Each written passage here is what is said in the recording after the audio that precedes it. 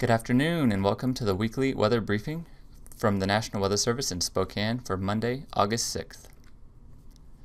Alright, we're going to be dealing with some very hot temperatures this week, near record or even record breaking on Thursday, followed by a cool down for the weekend, which will come courtesy of a cold front that will bring gusty winds and potential for lightning on Friday and Saturday. But we'll start with the heat. So we have issued an excessive heat watch for Wednesday afternoon through Friday.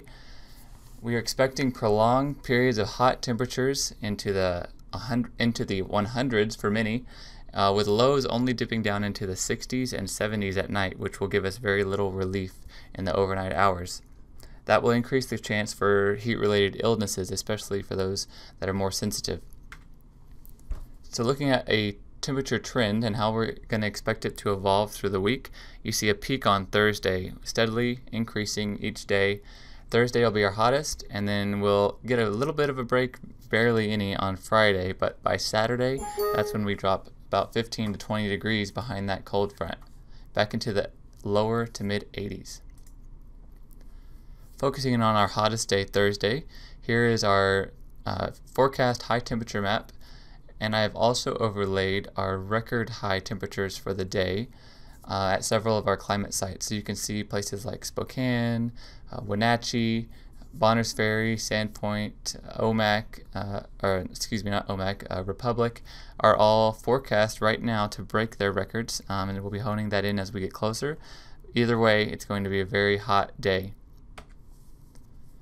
And with that, we're going to continue to see the smoke and haze that have lingered around the region for the past several days.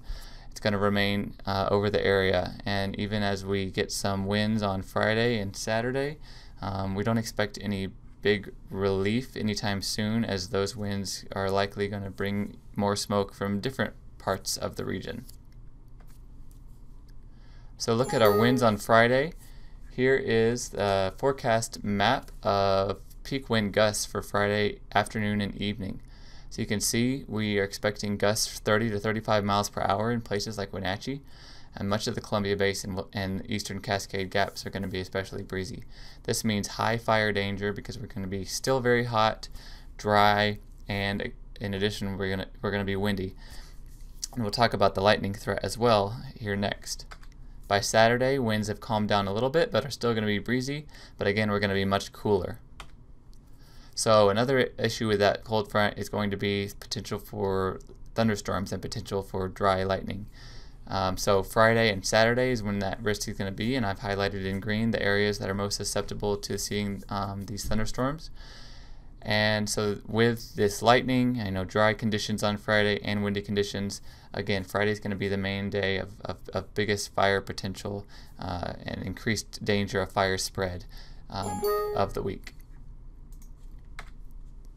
Now as we look into the next week, there's no real signal for temperature either way, so about average chance of either warmer or cooler than normal.